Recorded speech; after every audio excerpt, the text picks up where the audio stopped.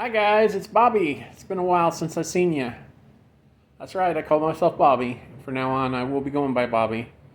Um, Robert will only be utilized from now on for legal reasons. It's just part of putting some of my past in the past and the present in the present. My Aunt Betty called me Bobby when I was younger, and I absolutely enjoyed being called Bobby. How are y'all doing today? It's uh, it's been a while since I've done a recent video. Uh, just struggled with some depression. Um, as you all know, I've been going through the last year. I've been going through a divorce proceedings, and I got good news that everything is wrapped up. So after the first of the year, I'm going to sign some paperwork, and I'm done. The judge has already approved our mediation agreement, so all I have to do now is just move forward. Move forward with my life. And moving forward with my life means a lot of changes. Um, I'm leaving Kansas City. I'm pretty sure I'm moving to the Ozarks.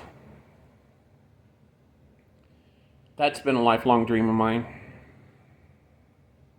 And it seemed like anything that I wanted to tackle wasn't practical in anybody else's eyes but my own. Uh,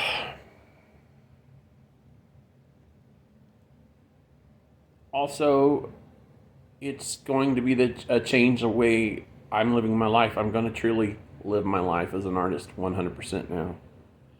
Whether the world's ready for it or not, I'm moving forward as an artist. Um,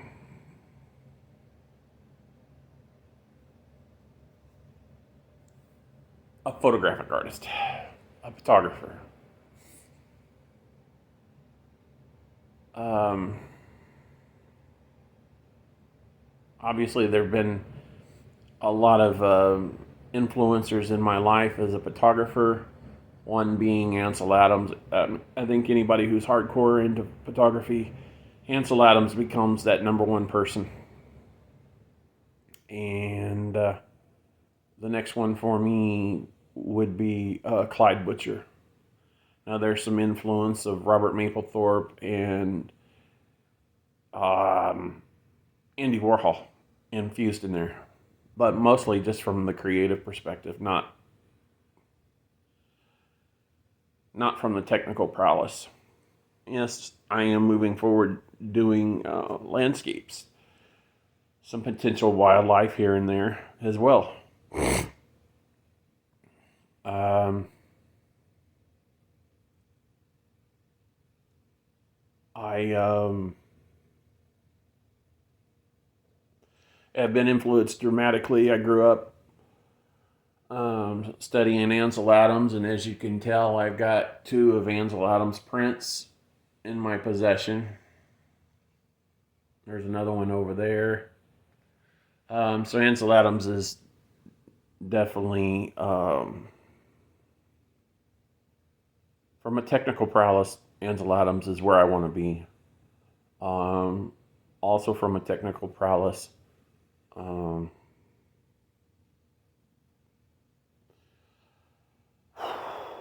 Clyde Butcher. Clyde Butcher, as many of you might know, I post a lot of his work back onto my page. He has been my online mentor for quite some time. And from a technical prowess, I feel like I can match um, Ansel Adams and Clyde Butcher. Um, and so this is my opportunity to prove that I can. Um, but during this last little break from you guys, some things have got worse.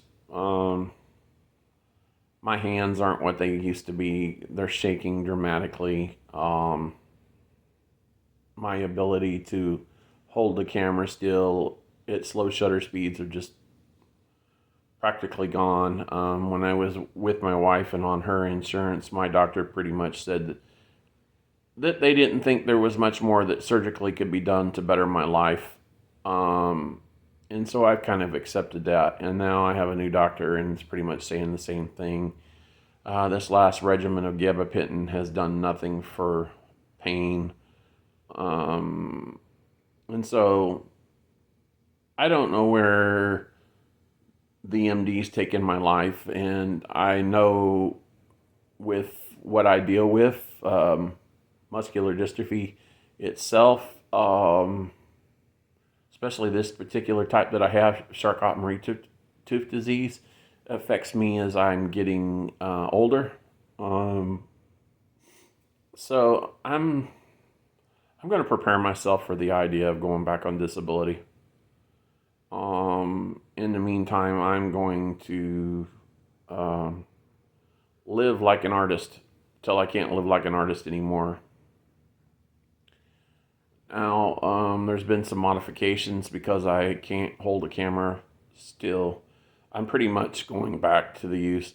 I'm going to be using a tripod almost full time, holding my camera still, using a shutter release just to eliminate shake. And I think that will help. Yes, I am hand holding a camera a digital phone right now as my camera. And you guys go, oh, but it's not shaking. That's because I have the image stabilization turned up to the highest degree on this camera right now in order to prevent, to have a stable of a print, a stable of a photo is video as possible. The most stabilized, you get what I'm saying. I can't do it without it. Recently, I changed over all my gear. I am strictly analog, guys, from now on. Pinhole cameras mostly, and 35 millimeter in medium format. And let me show you a new camera that came into my life. Initially, I bought it to flip it. I was going to sell it, but I can't help myself.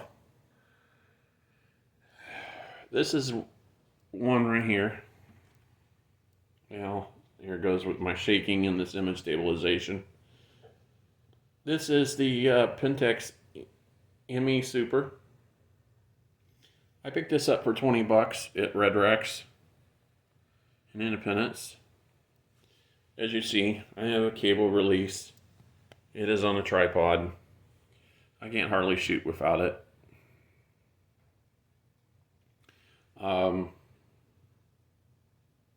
I got very nostalgic after buying this camera. You see, when I first got into photography, there's two reasons I'm going more towards a nostalgic way of doing things. First was film. I've never been excited as hard as I've tried. I've bought really good digital cameras. I've even had an EOS 1D as recently. But I just never got excited about digital photography like I did film photography. There's just something special about watching an image come to life on paper in a chemical bath. There's just something just amazing. So anyways, I bought this camera with the idea of just reselling it. But the nostalgia kicked in, and I'm like, the very first camera I had was a Pentax mounted. Was a Pentax mount. It wasn't this particular camera, but if you're a student of film photography in high school and probably even college in the 70s, 80s, 90s, and probably even as early as the early 2000s, the K-mount ruled supreme. In fact, the particular camera that I'm thinking of is the Pentax K1000. Now, I've had Pentax K1000s in the past, but I had never actually, I've never had one as a day-to-day shooter. The camera I had was pretty much a Pentax K1000 as far as its features, which was called the Shannon CM7. But I used all the Pentax. It had a K-mount, so I used all the K-mount lenses on it. All the Pentax K-mount lenses on it. And I don't know. I bought this Pentax ME Super, and it came with a 28 millimeter. Next thing I know, I'm trading some other gear with a buddy for a 50, and then I got a 300 millimeter. And then I went out after selling some more gear and bought a 50. So let's say 28. I got 28, a 50, 200, and a 300 millimeter lens. They all came out. And then strolling on eBay over the weekend, my long beloved Shannon I found for sale. Not the Shannon, but camera just like it. So I've got another Shannon coming back in my life, and I've come full circle. So what else is into my life? Well, let me introduce you to Big Chungus himself. What is this, guys? This is a 4x5 pinhole camera. That's right, no lens. Just a tiny hole. And this wood block is your shutter.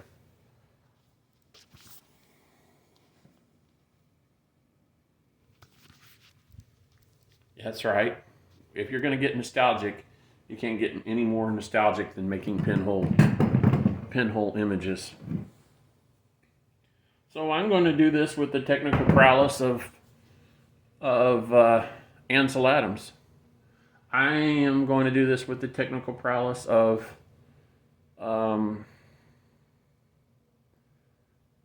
Butcher, my influencer. On the ME Super right now, I just shot an old movie theater here in the city. It's all boarded up, and it once was a movie theater in the 30s, the 40s, the 50s, and I think it closed in the mid 60s. Just over here off of 39th Street. He was all boarded up. And then down from the road there, I came across a boarded up service station. It's probably as old as a movie theater. And I shot it on black and white. So, yeah, this is where I'm going. We're going to make prints for sale and available. I pulled one of my old digital negatives out and did the Missouri Swamp. I'm going to post pictures of that so you guys can see it. I actually will have three different sizes available. As small as shooting it to Polaroid. This is the Polaroid print itself, which is yet to be framed. But this is the actual image. So that's the Missouri Swamp. And then there is going to be a 4x6 photo block and a 8x10 that is available currently now for sale. So if you see it posted on Facebook, go ahead and contact me. I've also going to be putting them up for sale on eBay. Go ahead and bid on it. If you are interested in hiring me for some portraits just to help me kind of fund my program, I'm open to doing portraits. Film portraits. I prefer black and white,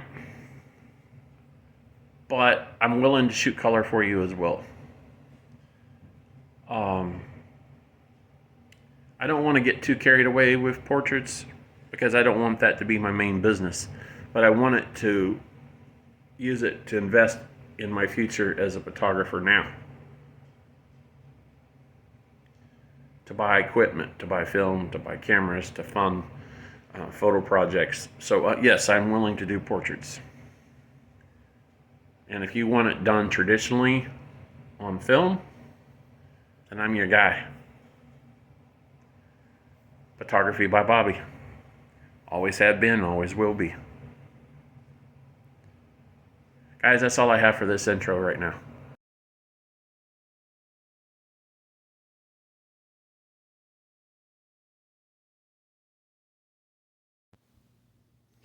Well, guys, the two last images are photos of the Missouri swamp that I did.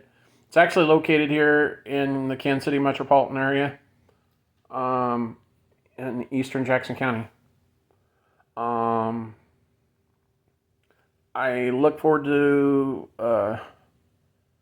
sharing more videos with you moving forward. Like I said, I put this behind me. I'm moving forward now as an artist. I'm focusing on my art as an artist and preparing myself for maybe what be my disability taking me to my fullest limit. No more surgical, and right now I have no pain medications to help cope and deal with things. So I'm gonna try to channel myself by focusing on. I'm gonna try to channel myself with the pain issues by focusing on other things other than the pain itself. It's easier said than done. I've had a lot of sleepless nights in the last couple of months, or just pain so much I can't deal with it, and I wake up crying, or just knocks me on my ass and can't. But I'm moving forward, and I'm going to live for me for a change. For everybody who was ever a naysayer and told me that being an artist wasn't practical, for everybody who never believed in me as an artist, all I can tell you is I share a guys' loss, because I know who I am and know what I am, and maybe I might be successful and be like a Vivian Maier, or maybe I won't. I don't know. I don't know where life has taken me, but I know I'm going to live out my dreams regardless if other people think it weren't practical. When I wanted to go to the Art Institute later in life, and I was married, I was told it wasn't practical. It wasn't a reasonable education. Living my life as an artist wasn't practical. And I look back at a lot of my work, and I feel like I've created some really cool stuff. I did Polaroid manipulations, I did collages with my photos, but I really never did the grand work of Robert Mapplethorpe and Ansel Adams, because, one, finances. Nobody believed in me. Oh, okay. I had a dad or somebody that bought me a camera here and there, but it costs money for film, it costs money for processing, it costs money for chemicals. And I had such a limited budget raising a family that I couldn't focus. Even though I feel like these materials could have been utilized to, even though I feel like these materials could have been utilized for,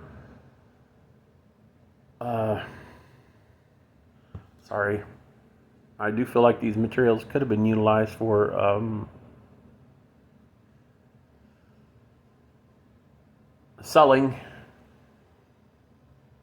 and applying that income as a result of the sales to my household income. Well, I'm gonna leave you, and